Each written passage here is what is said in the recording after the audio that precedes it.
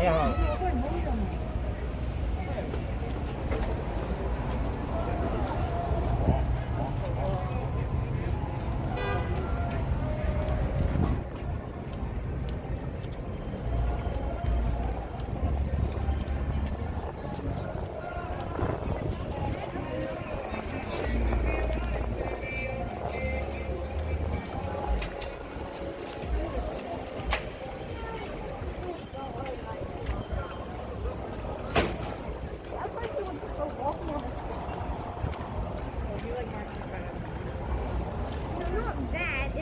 Walking can be more knowing you do it. Standing is kind of more like consistently knowing what is necessary.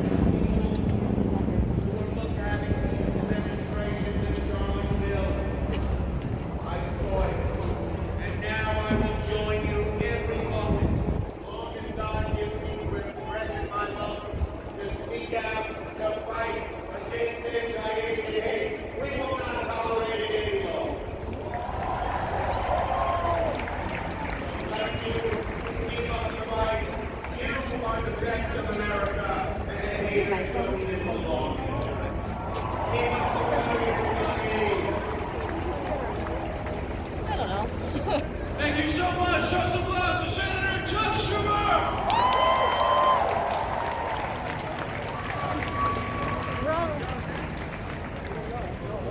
Thank you guys so much for coming. New York City, we've been through so much together. But tonight, we celebrate what our future looks like. We come together, we stand strong together. And our next speaker is a rapper, actor from New York City. He's been talking and representing the community for 20 years. First time seen on BET. I want you guys to show some love for MCJ!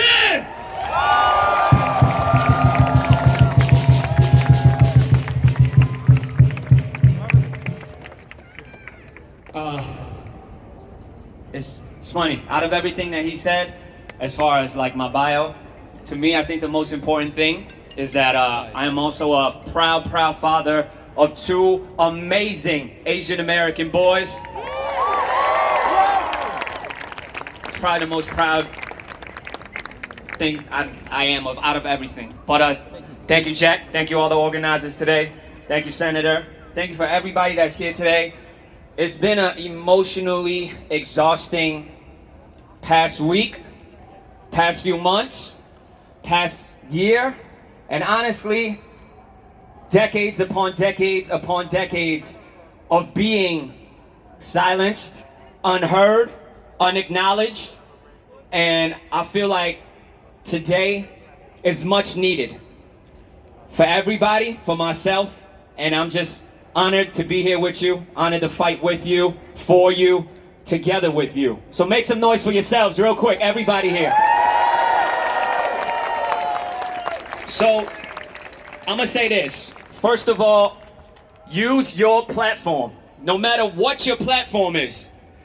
You know, We got rappers, we got actors, we got artists, we got painters, doctors, lawyers, activists. We got the whole gamut. The Asian American community is far beyond what the world thinks we are. Use your platform, especially to the young people here. I would say, I've encountered some that say, yo, Jin, I don't have a platform. I have 17 followers on any social media. I don't care. Talk to those 17 people. Talk to the 8 people, the 6 people, whoever you come across. Share your story. Share your pain. Share your joy. Share it all right? Yeah. On top of that, I'm going to say that as you continue using your platform, do not be mistaken. You will encounter resistance. The louder you are, the louder they're going to say, we don't want to hear that. Why are you riling people up for no reason? Y'all not being hated on. Y'all not being attacked. We are under attack, I swear. Yeah. So protect your energy as you're using your platforms. Not everybody out there that you engage with wants to have a civil discourse. Not everybody wants to have their mind opened. There are people that are out right now, at this very moment, just to further the divide, because they see we coming together. That's even within our own community.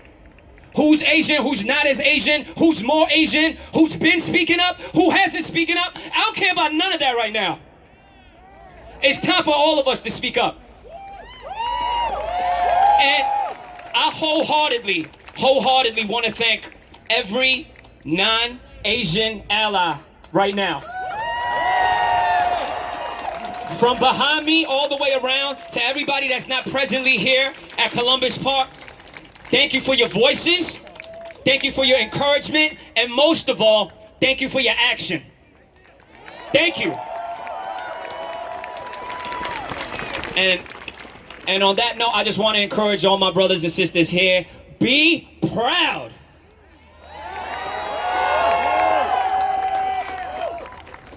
I don't think my 8-year-old is here today. I don't think he's ever heard Daddy drop the F-bomb. But I want y'all to be proud as fuck to be Asian. Sorry, I had to tap back into my old battle rap days. But I'm gonna wrap it up, man. On that note, about 10 years ago, I released a song in Cantonese called ABC Hai Ngo Hai Ngo. 20 years ago, I released a song called Learn Chinese. And the first thing I said on that song proudly is, yeah, I'm Chinese and what? Let's go, Marvel, drop that. Chinese and what? Put your fist up. Yeah, you know Yo, turn it up a little bit more. Let's go. Everybody in the back. Shout out to my pops, too. Here we go. Yo, y'all gonna learn Chinese. Go up, they gonna speak Chinese. New York City, make some noise. 20 years ago, I said that. I swear I'm even more proud now to say it because of y'all. I'm even more encouraged, and most of all, I'm even more inspired. So I know we're already like 2-3 months away from the Lunar New Year, but I don't care. It's Lunar New Year for me every damn day. Gong Hei Fat Choi. Yo, Marvel, drop that. Put your peace signs up in the air, yo. Where's all my hip hop heads? It's New York City. Come on, let's go. Rock with me, everybody. Yo, my people keep their head up in the truest display. Do what they gotta do just to get through the day. Back in Hong Kong, where they grew up and stayed until they immigrated to the US of A. Chasing the American dream, a rough ride for my pops. Guess what? He still shut them down, open up shop in the back of the kitchen, making wontons. Late night out with my mom's playing mahjong. See, I was a youngin', but the culture was inside of me. Playing cards big too, never want that diamond 3. Every Sunday it was part of the tradition. While y'all was at church, dim sum was our religion. I'm on a quest for love, that's just part of my pursuits. No matter where I go, I'm always sticking to my roots. Unite us all, that's what I'm trying to do here. Cause for me, every day is Lunar New Year. Go, hey, fat, joy. Let's go. But I ain't new here. Like, see, no, Lord. Every day is Lunar New Year. Go, hey, fat, joy.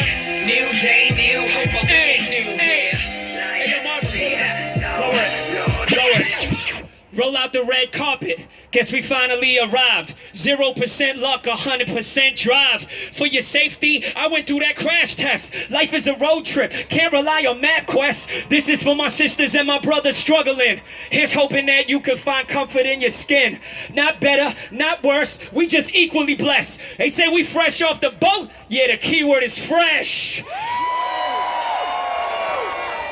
Walk a mile in my shoes, feel the pressure produced when you're mentioned in the same sentence as Bruce. Leeway, none given, hard to fill a tall order. Almost drowned in the hype, now I'm just trying to be water. Chinese or not, this is for whoever will listen. Listen, we are more similar than different. Show you my world, that's what I'm trying to do here. Cause in New York City, every day is Lunar New Year! He's good looking. He's a man who does not need any introduction. He was the first elected Asian American representative in New York. Give it up for John Liu.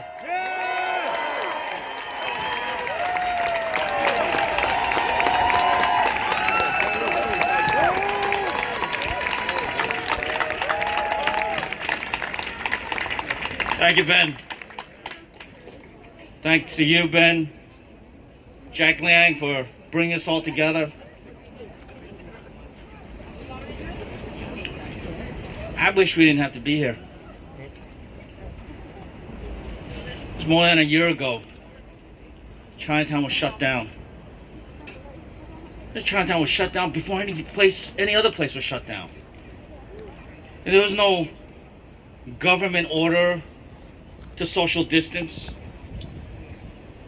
There was no decision on the health departments or even understanding of COVID-19. Yet in all of that misunderstanding or lack of understanding, Chinatown was shut down. Chinatown was shut down because people didn't want to come here. They thought, they come to Chinatown, they're going to get COVID. Or Flushing, or Sunset Park, or other places. By the way, there's only one Chinatown. That's right here.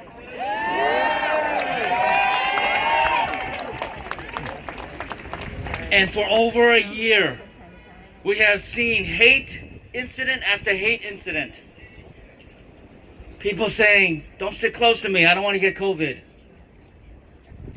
Don't walk past me, I don't want to get sick.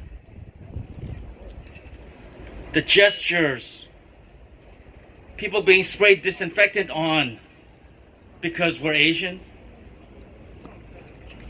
Asian homes being vandalized, restaurants and businesses being boycotted for fear. We've seen this so many times in our country. When something goes wrong, they gotta scapegoat somebody. And who gets scapegoated? We do. Too often. And it hasn't stopped at the rude gestures. Some people call it insensitivity. I call it hate. Because I'm Asian, and I've been Asian my whole life. It's not insensitivity. When somebody's doing this to you, you know how it feels inside. I don't call it insensitivity. I know hate when I see it. Even when hate is so blatant, people don't see it. It takes a guy who drives miles specifically to an Asian business, walks out of his car with his gun, goes inside that Asian business looking to kill Asians. And he does it, he drives to another Asian business, takes his gun and looks to shoot more Asians, and a third place to shoot more Asians. But this killer says to the sheriff, oh, I wasn't targeting Asian. I got no Asian hate. So the sheriff says, he had a bad day. You're not sure it was a hate crime. And to make it even worse, to say that, yes, same with George Floyd. To say that this guy has some kind of sex addiction, further marginalizing and objectifying Asian sisters. Yeah. Just like Vincent Chin almost 40 years ago. where his killing was bad enough, but the government response was even worse. To fine the killers of Vincent Chin $3,000 and put them on probation. This response in Atlanta was as bad as the killings themselves, because those killings took away 8 lives.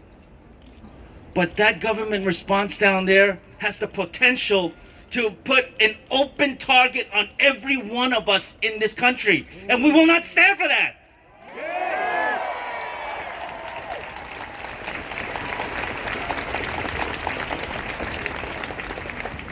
And it's not just killings. Less than a mile from here, the same week, we got another person being caught on camera telling an Asian American woman to go back to China. How many times have you heard that? Go back to China. Go back to fucking China. Yeah! Woo! I heard it my whole life. You know, Ben was nice in his introduction. Yeah, I was the first Asian American to be elected here in New York. I wish I was like the 9th or 10th. I've been saying that for 20 years. I ran for city council because my New York City council member said that Asians are always looking to invade, not assimilate. That Asians are nothing more than rude merchants, illegal aliens, and criminal smugglers. That council member inspired me to get into politics. Her name is Julia Harrison.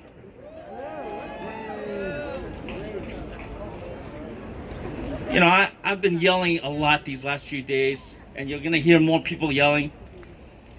But I just want to say that this is an incredible showing because we care about what's happening.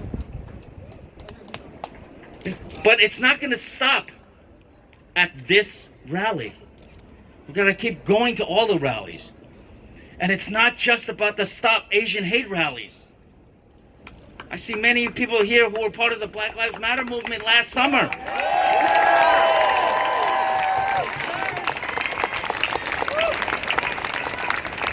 Don't think people are gonna hate you just because you're Asian, because they hate a lot of other people too. It's the same institutional racism that we have been facing. And in order to change that racism, we've got to be involved. Come to rallies, run for office. Maybe not come to Queens and run for Senate, but run for office.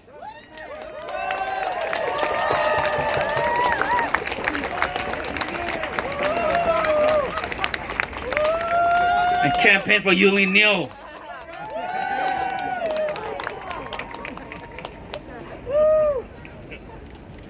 You know, I'm just so happy to see all of you. Brothers and sisters, we can no longer be silent.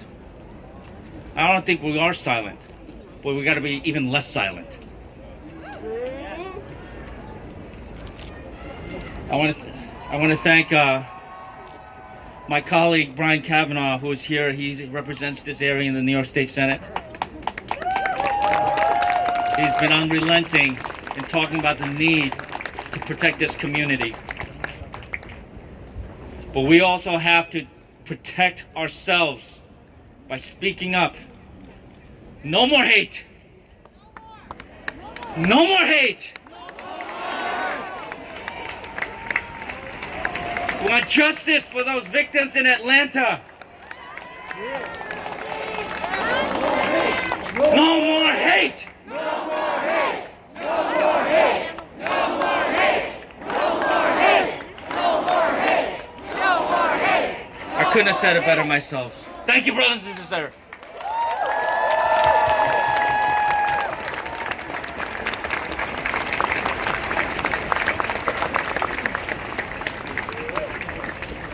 I remind us that we're all part of one nation.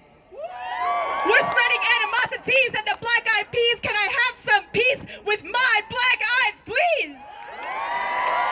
Let's come together as a world. Let's inspire. Yet still I rise. Shouts to Maya Angelou and Yuri Kochiyama.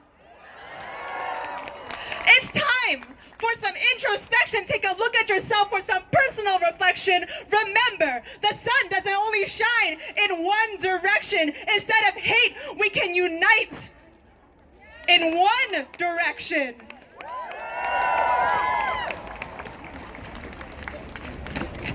Memorialize lives. Heroes, sheroes, they rose, they rise, we rise. Still we rise to remember these lives. Park Suncha, Jim Suncha, Yu Yong'e, Jim Hyunchung, Tan Xiaojie, Feng Daoyu,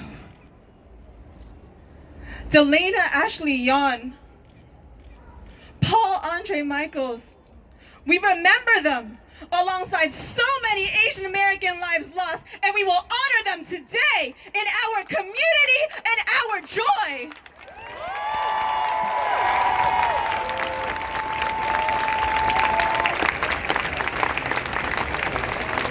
My name is Alice Tsui. That's Tsui, pronounced Toy. And I am an actively anti-racist and decolonizing public music educator in Brooklyn, New York. I am a lifelong New Yorker.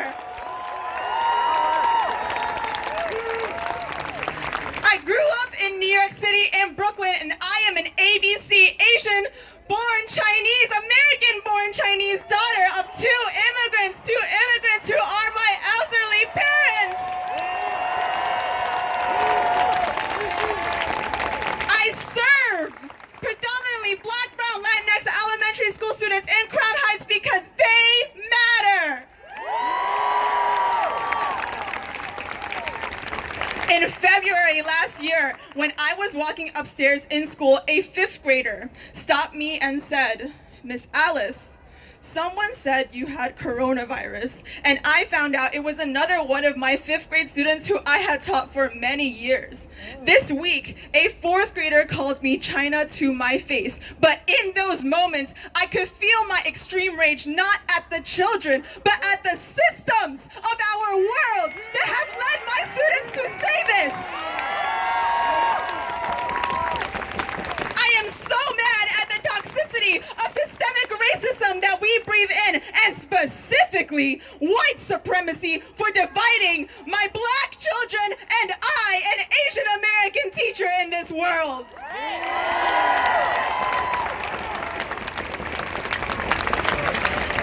A month ago, when I started to see the rise of anti-Asian violence yet again, but this time specifically against elderly people, I once again talked about this with my students.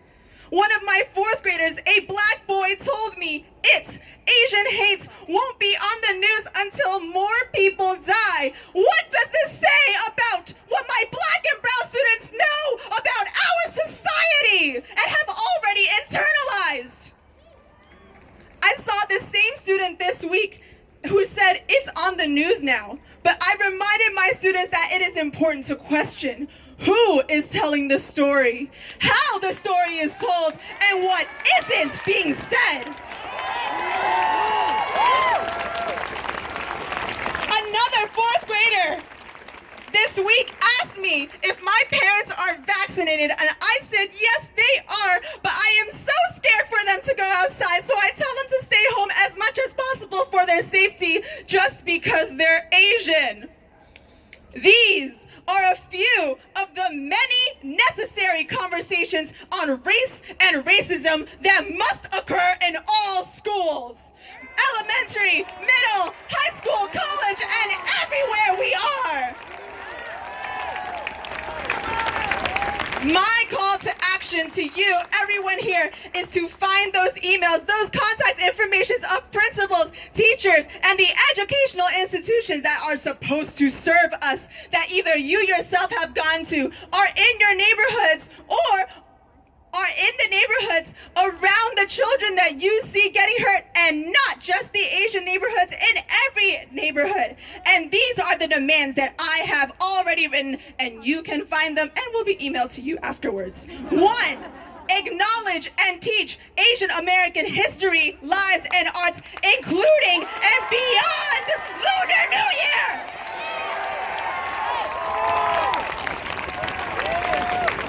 2, create spaces for API educators and children to feel, process, and heal without the burden of educating others on what racism is. 3, empowering classmates and colleagues of the API community to learn and speak against anti-Asian racism because I'm tired. Our children are counting on you. Last year, one of my Asian American students said to me in Chinese, what Black Lives Matter means is that Black lives are brightly illuminated. And I want her to know that her Asian American life is also brightly illuminated. To the 13-year-old Asian American boy attacked by a group of teens throwing basketballs at his head in Flushing, your life is also brightly illuminated.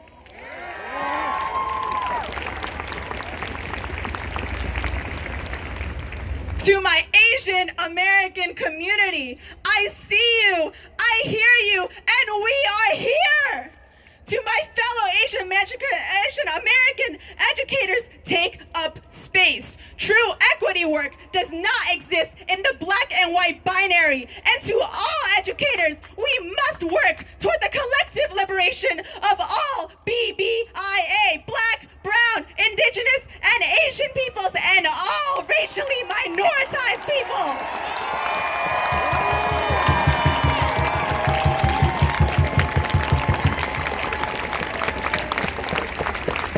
To my fellow Asian American women, AAPI women, I feel your pain and my heart cannot stop feeling grief, and my racially occupied mind pounds with rage. I am here with you. I am worthy of safety, respect, and love. You are worthy of safety, respect, and love.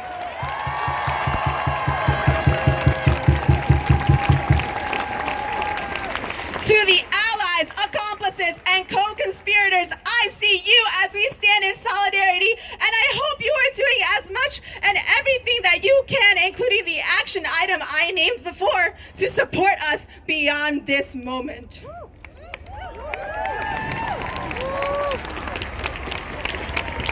To all Asian American children who are here today and watching wherever you are, I am here for you, and you can feel whatever it is that you are feeling. Please cheer for the Asian American children who are here.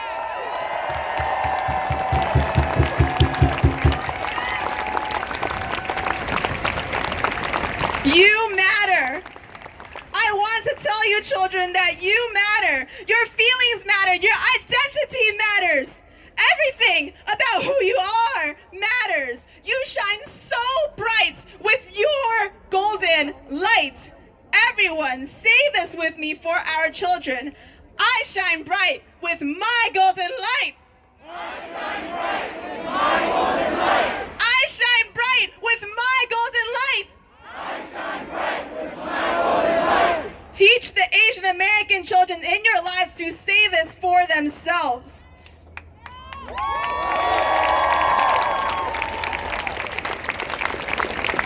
I didn't know what an affirmation was until I started teaching them to my public elementary school students, because I was never taught them and I was never told to matter.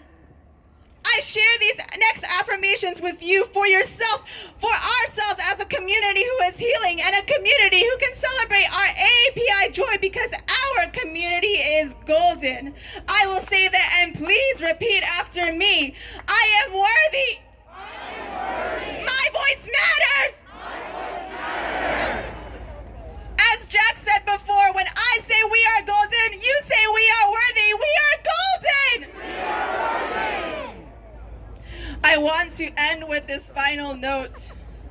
My parents emigrated to the United States in the 1980s. They are in their 70s and 80s now, and after working so hard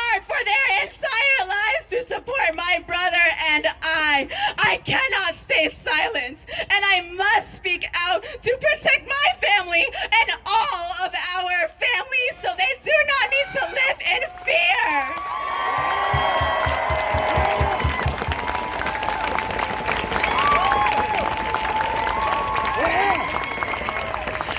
I must use my voice because I know my voice has power. Our voices have power. Chayo, thank you.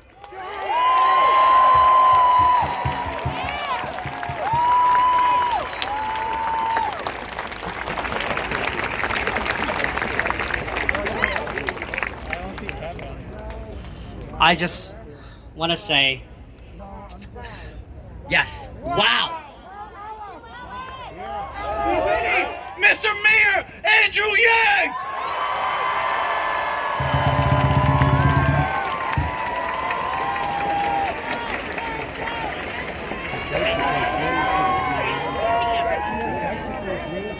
Hello.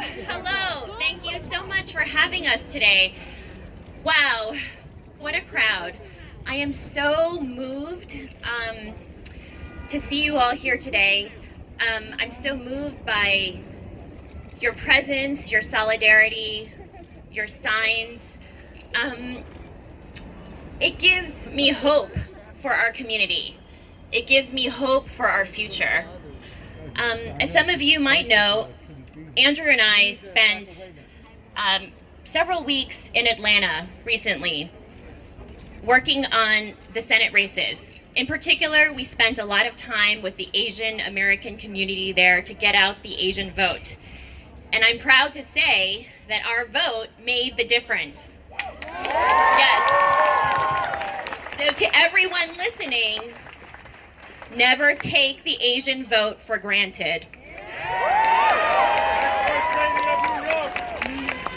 And because we were there, and among many other reasons, what happened in Atlanta hits very close to home and feels that much more personal. Like I'm sure many of you, in these last few days, I've been reaching out to my circle of Asian friends. We've just been checking up on each other, trying to process what happened. In this last year, we've faced an unprecedented level of hate. And it's heartbreaking, to say the least. From stabbings to slashings, being spat on, it's unacceptable. And very recently, an example that happened to me is someone said to me, stay away from me. I don't want any of your diseases. And she said this in broad daylight, in front of her friend, in front of our children, like it was something totally acceptable and normal to say. Now, some people who hear this might think, well, that's not so bad. But as we know, when you cast a people as dirty or disease-ridden, that's the first step to making them out to be subhuman. And when you look at the Atlanta mass murderer who targeted Asian women, he regarded them as nothing more than sexual objects, a stain on society that he was trying to eradicate. Now, I'm not going to get into, as an Asian woman, how racism and misogyny is a two-headed beast. But what we do know is that racism is nothing new to our country. Racism against Asians is nothing new. It existed long before COVID. But what this mass murder, what this hate crime was a wake-up call to the racism that still persists against Asians today.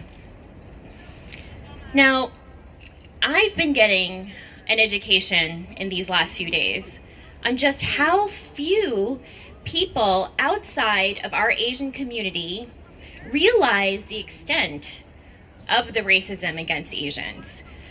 You know, for a lot of people, Asian invisibility is hitting their radar for the first time. Now, it's why it's even more important that we are here standing together today. Representation matters. Our struggle matters. The Asian American experience has to be part of the conversation. Our struggles have to be part of the conversation. We need to be at the table. And yes, we deserve to lead the table. So I thank you for being here today to represent. And now I'd like to introduce my husband, my soulmate, the father of our children, a proud Asian American, and candidate for mayor of the next New York City mayor, Andrew Yang.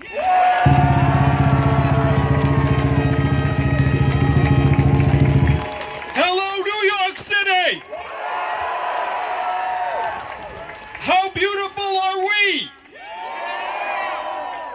This truly is the most incredible assemblage of beautiful Asian and black and brown and white human beings I have seen in quite some time.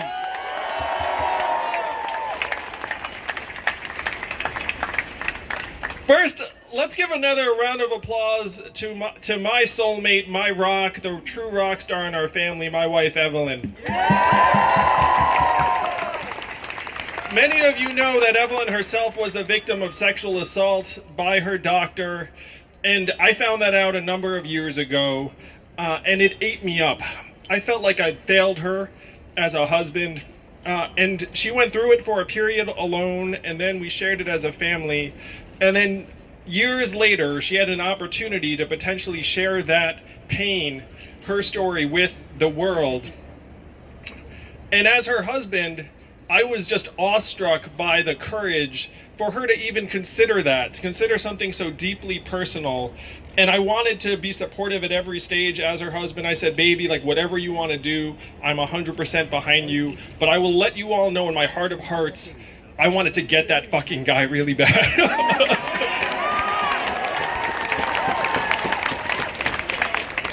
And after my incredible wife came forward, another 40 women came forward, and that doctor now is up on federal charges and will never harm anyone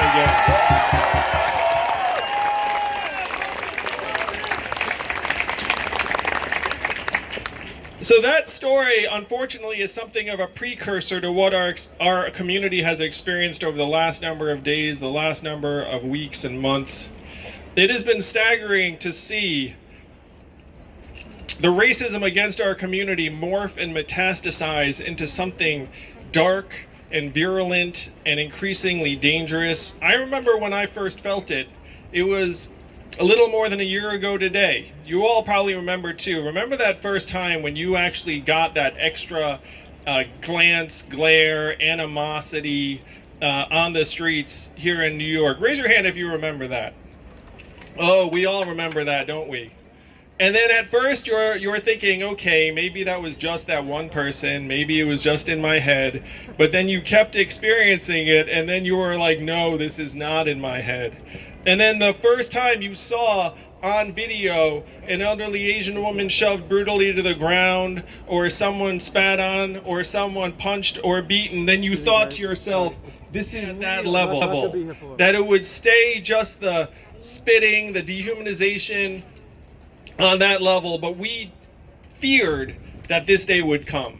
We feared that some of our people would be shot for no other reason than their race, and unfortunately that is exactly what occurred last week in Atlanta. And I've said to anyone who'd listen, it is madness to question a 21-year-old lunatic as to his motivations when we can see clear as day that this was a hate crime. Am I right, New York City?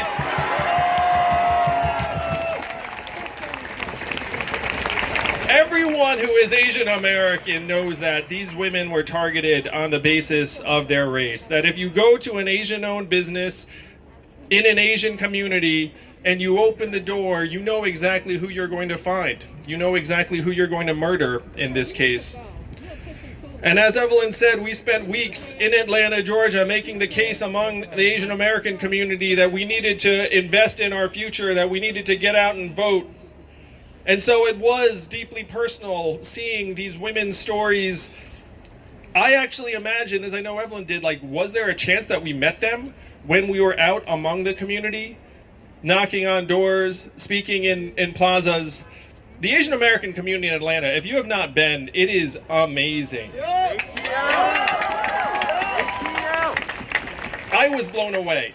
I went down to Atlanta trying to make the case for Reverend Warnock and John Ossoff, who won and got Chuck Schumer to become Senate Majority Leader.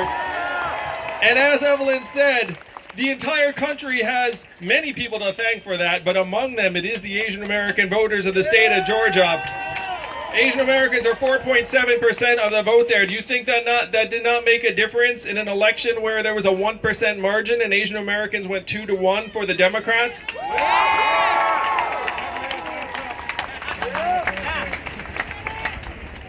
You did the math. I did do the math, it's true. So spending time in Atlanta and then seeing the racism against our community become this murderous, this dark, has been very painful for all of us. It's been devastating and heartbreaking for so many of us.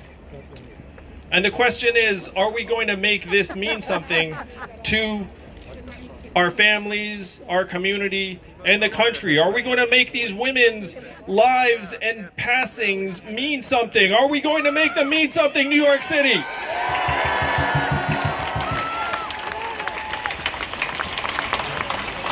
We need to take this opportunity to let people know that Asian Americans are here to stay. Asian Americans are just as American as everyone else. Asian Americans are just as human as everyone else.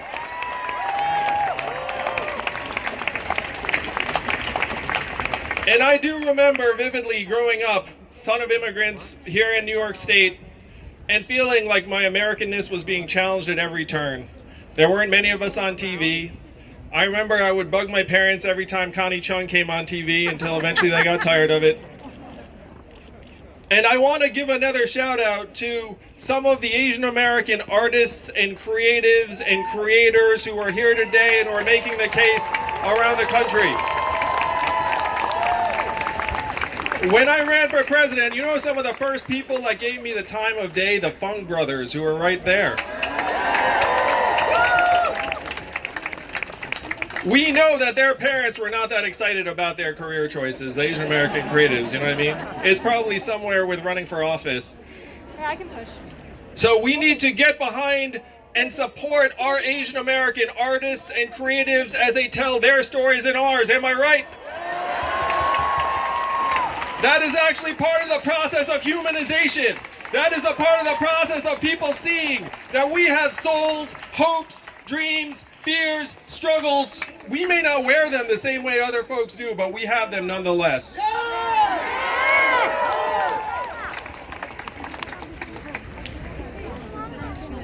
There were a number of reasons I decided to run for president, but I will confess to you all, there were several, but one of them was that I thought I had an opportunity to make that presidential debate stage, and I thought about what having an Asian American face on that stage would mean to our community.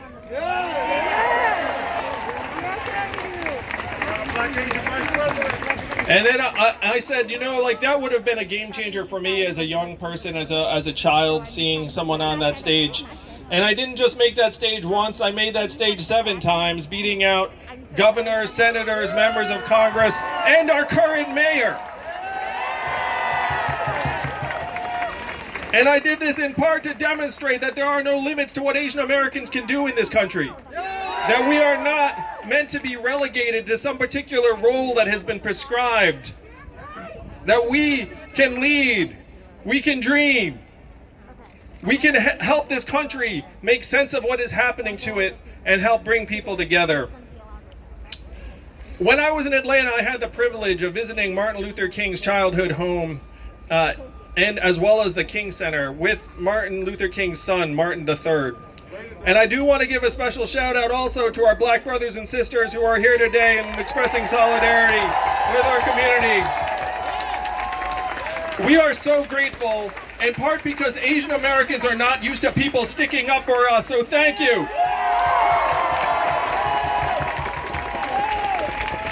Members of the press, you guys But can standing take one step on the back. front stoop of Dr. King's childhood home with his son, as he looked out at the view that he woke up to every day as a child, and his son said to me, on the left you can see there are very affluent houses, and on the right you can see that there are people who are struggling. And Martin Luther King III said, this is the view that inspired my father to try and address what he saw as the three evils of our time: racism, poverty, and war. And when I ran for president on universal basic income, I was the first person to say, this is not my idea. This is an idea that Martin Luther King put forward in his book, his 1967 book, Chaos Our Community. He said we need to help humanize an economy that is turning on more and more people. It was not my idea at all. It was Dr. King's idea. I'm so indebted to the black community for so much of what has happened over this last couple of years. Dr. King, his family, their vision, for whatever reason, has lain dormant over the last number of years. And I say to folks in the black community, I believe we have sanitized Dr. King's memory. We celebrate his birthday every year, and what do we see on TV and hear on the radio? I have a dream. I have a dream. We're going to climb the mountaintop together. And that gives us the mistaken sense that his dream has been realized, does it not? Is it not that, oh, he had a dream and here we are on the other side? But black people know better. Asian Americans know better. We all know that Dr. King's dream has not been realized at all. And that is going to be the work of everyone here and everyone around the country to help push our society forward to a point where we recognize everyone's intrinsic worth as a human being, as a mother, as a father, as someone who just wants to create a better life for themselves and their families, just like the people who were killed in Atlanta wanted for themselves. I know it. I saw it when I met with these people. Most of them had just come to Atlanta over the last number of years, and they came with better hopes for themselves and their families, and to see their lives snuffed out. Silent no more! So one question I'd have for us all is, what now? What are we going to do? No, we're heartbroken, we're angry. We want people to sense our pain, our presence, the frustration we feel, that our problems have been suppressed for so long and that we've been told that we don't have it, the same as other groups, and just to accept our place in American life.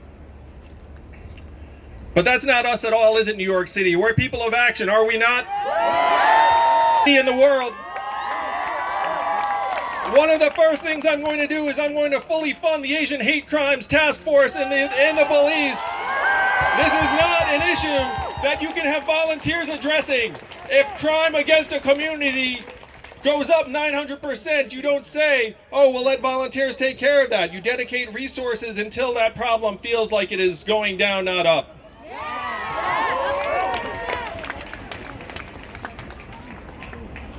The second thing we need to do is call a hate crime a hate crime. When a woman gets shoved to the ground in front of us all in Flushing and is disfigured, that's a hate crime. When a man gets slashed on the subway because someone doesn't like the look of his face, that's a hate crime. When a woman gets acid thrown in her face in Manhattan for no discernible reason, that is a hate crime. It is only by calling out these crimes as such that we can raise the proper level of attention and frankly prosecute them the way that they deserve, to send a message that there is no room for hate in New York City. And the third thing we have to do is build bonds and connections with the Asian American community here in New York, because we know, you know, that for every incident we're hearing about, there are 2, 3, 5 others that we will never hear about. You know that an Asian American who's been punched, stabbed, beaten, stabbed we'll probably know about, but punched, spit on, and other things is likely never to tell anyone. And we have to change that. We have to start building bonds of connection with the Asian American community to let them know that this city is theirs, this city is ours. And I'm going to suggest to you all that one great way to do that is by electing the first Asian American mayor in the history of New York City. Because you know I'll take it seriously. But these are things that, frankly, we can do at the public level, and this event today is not about the public level. It's about us each individually as human beings. And so what can we do? What we can do, and I'm going to take a page from my friend Jumani Williams, who I've been speaking alongside over this last number of days. What he says is, look, this starts with us individually. We have to take it upon ourselves to try to greet someone that we see every day that we would not have greeted otherwise. And often those are people that are going to be unseen, that are going to seem invisible. And you might surprise them initially, but over time they will start to see you as a human being that cares about them. They will start seeing themselves as human. If we start to acknowledge each other and our own humanity, then we can expand what it means to be part of a community. Will you all commit to greeting at least one person every day that you might not have greeted otherwise? We can expand the sense of fellowship to include folks who right now might look different than us, who might not think that they are the same, but we are the same. This is one of the lessons I got from visiting Dr. King's birthplace.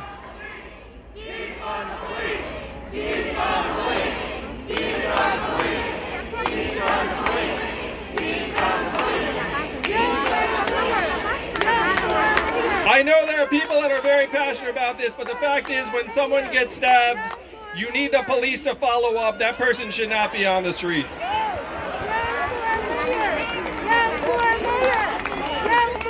But then the other thing I'm going to ask of you all is this, and this is something that I've had some experience with. This is the story that Noel Quintana told when he was on New York subway. He said that he was having a dispute with this person and that it started to elevate, and that eventually this person took out a box cutter and slashed his face. And you've all seen the picture. You all know what happened to Noel.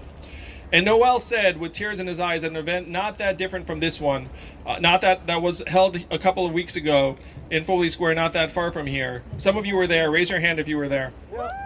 And so if you were there, you remember what he said. He said with tears in his eyes, he said that there were people around and no one did anything. And he said with tears in his eyes, he said if someone even had just taken a video, then maybe we would actually have apprehended this person who right now is still free and walking the streets of New York City.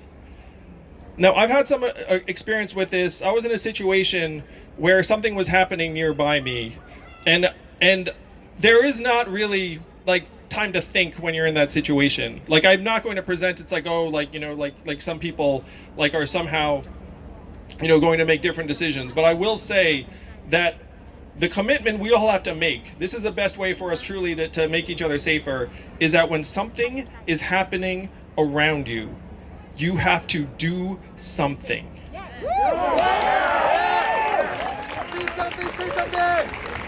I want you to reflect on this, New York City. I want you to reflect on what it's going to feel like when you are a witness to something happening. Are you going to be the person that lets it happen, or are you going to be the person that does something?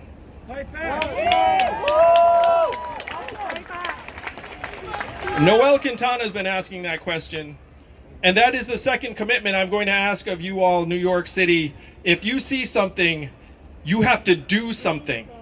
And if you do something, you'll be able to look yourself in the mirror when you get home at night and say, I did everything I could to help that person.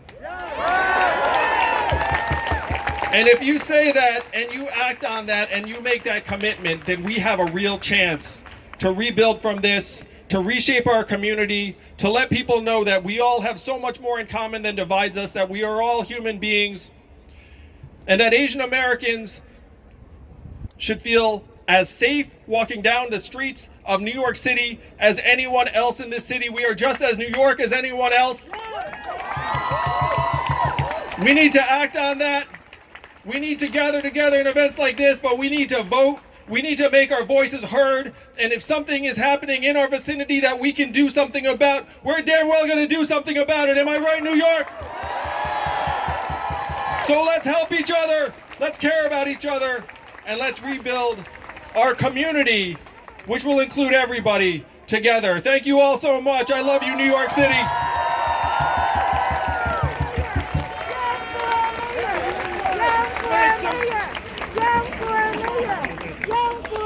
Make some noise for the future mayor of New York City and his wife, Evelyn Yang.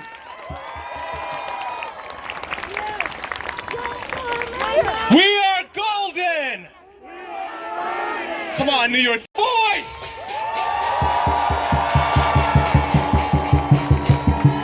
To everybody behind me, I see all of you. I see your signs. We want justice. Fuck your bad day. Stop Asian hate. Hate is a virus. Racism is a virus. Fuck that shit. We're tired of this stuff. Forget about awareness. It's time for action. Am I right? We are golden. We are golden. That's what I'm talking about. Okay, guys, I want to take a step back and introduce a few lifesavers. True superheroes. Chinatown, this is how we honor our elders.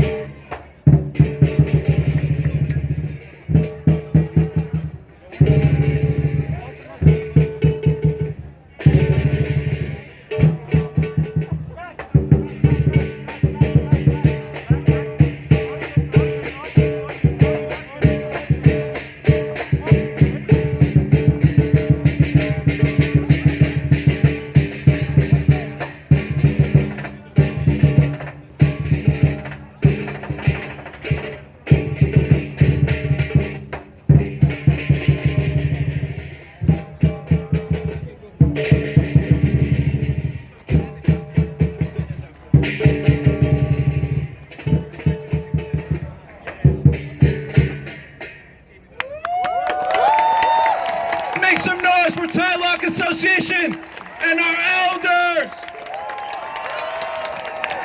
Thank you. You're the elder.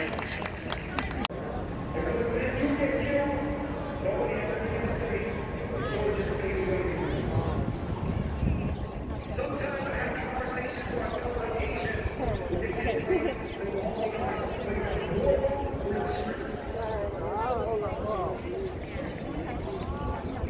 But there's still hope. Because it is going to be a whole process of 1,000 samples of people only take one form to justify scientific sample. That's 7.14